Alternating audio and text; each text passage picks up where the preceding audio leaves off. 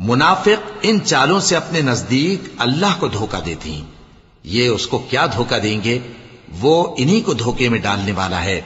और जब ये नमाज को खड़े होते हैं तो सुस्त और काहिल होकर, सिर्फ लोगों के दिखाने को, और अल्लाह को याद ही नहीं करते मगर बहुत कम।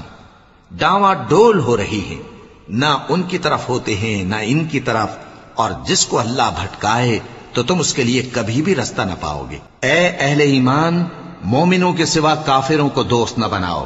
क्या तुम चाहते हो कि अपने ऊपर अल्लाह का सरी इल्जाम लो? कुछ शक नहीं कि मुनाफिक लोग दोजख के सबसे निचले दर्जे में होंगे और तुम उनका किसी को मददगार न पाओगे।